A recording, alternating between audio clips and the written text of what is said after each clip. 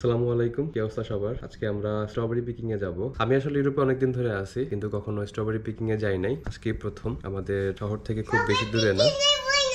Strawberry Peking এ যাব। তো আমরা সকালে 8টার সময় উঠে রেডি হয়ে আছি, কিন্তু আমাদের যে ভাই নিয়ে যাবেন উনি এখনো আসে নাই। আমরা খুব সম্ভবত কাছাকাছি চলে আসছি।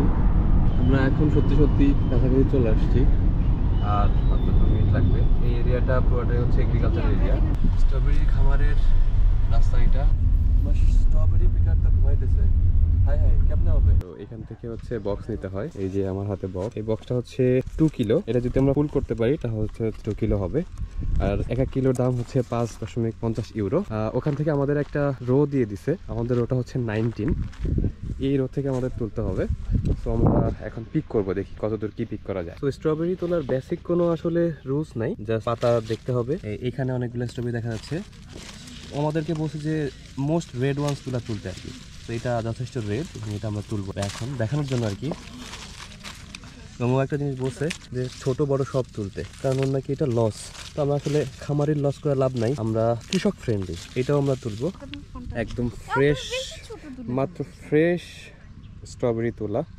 এটা খেতেও অনেক মজা। নিজের আসলে অল্প একটু সময়ের জন্য কৃষক মনে হইতেছে। আমি আসলে দেশে থাকতেও টুকটাক কৃষি কাজ করছি, ওই ফিলটা আসলে এখন পাচ্ছি। স্ট্রবেরি পিকিং আসলে পিকিংটাই মজা, খাওয়াটা তেমন একটা মজা না। আমরা 2 কেজি পিক করে ফেলছি অলরেডি, আর আসলে আমাদের তোলার জায়গা নাই। তো আমরা এখন এটার বিল দিয়ে দিব। আমাদের জন্য আসলে এই রোটা ছিল, এই রোর 40 মিটার পর্যন্ত আমরা তুলছি। আসলে বলে দিছিল যে সব ধরনের স্ট্রবেরি তুলতে, বাট আমরা আমাদের সুবিধা মতোই তুলছি, কারণ কিছু আছে একদম ছোট, যেগুলো তুললে আসলে আমাদের লস। স্ট্রবেরি গার্ডেনের ঠিক পাশেই একটা নদীর মতো, ছড়ার মতো, অনেক সুন্দর জায়গাটা। নদীটা অনেক সুন্দর। আর এইখানে আমার ছেলে অনেকক্ষণ ধরে খেলতেছে। দীপু ভাই ওরা নিয়ে খুব ব্যস্ত আছে। আমরা রিল্যাক্সে স্ট্রবেরি পিক করতে পারছি। বাবু চলো চলো, আমরা স্ট্রবেরি খাবো, চলো চলো, আসো আসো। স্ট্রবেরি খাইতে দৌড়াইতেছে। সবেরি সবেরি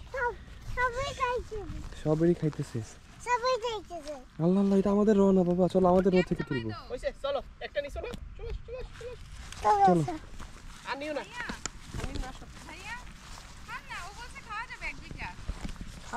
তো আমাদের পিকিং শেষ, আমরা এখন বিল দিব। এই যে এখানে বিল দেওয়ার পর আমরা একটু এরিয়াটা ঘুরবো, কারণ এরিয়াটা অনেক সুন্দর। আর এই স্ট্রবেরি ফিল্ডটা আসলে খুব বেশি বড় না, এখান থেকেই 20টা রো আছে, এই রো থেকে আমরা তুলছি। আমাদের বক্স হচ্ছে 2 কেজি, বাট আমরা 3 কেজি 200 গ্রাম তুলে ফেলছি। ছোট্ট মানুষটা একটু ইয়া করতেছে, স্ট্রবেরি পিক করতেছে, টেস্ট করতেছে কি ধরনের আসলে টেস্ট ঠিক আছে নাকি। স্যার স্ট্রবেরি ঠিক আছে?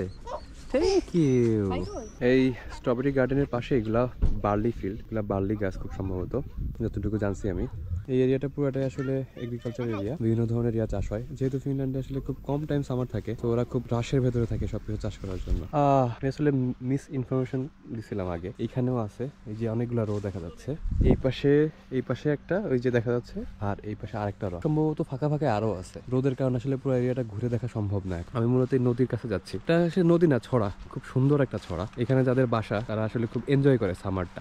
এইসব এরিয়াতেই আসলে সামার কটেজ হয়। এখানে ফিনল্যান্ডের মানুষ ম্যাক্সিমামই আসলে সামারে কটেজে চলে আসে এবং খুব এনজয় করে, পুরা সপ্তাহের জন্য সামার কটেজ নিয়ে নেয়। এই নদীটা হয় এখানে খুব সুবিধা হয়েছে, এই নদী থেকেই তারা পানি তোলে। এই যে দেখা যাচ্ছে এইখানে পাম্প, এই পাম্প দিয়ে তারা পানি নিয়ে এই স্ট্রবেরিগুলো চাষ করে, বা অন্যান্য যে ফসল আছে সেই ফসলগুলো হয়। আমাদের যাওয়ার সময় হয়েছে, আমরা এখন উঠে যাব।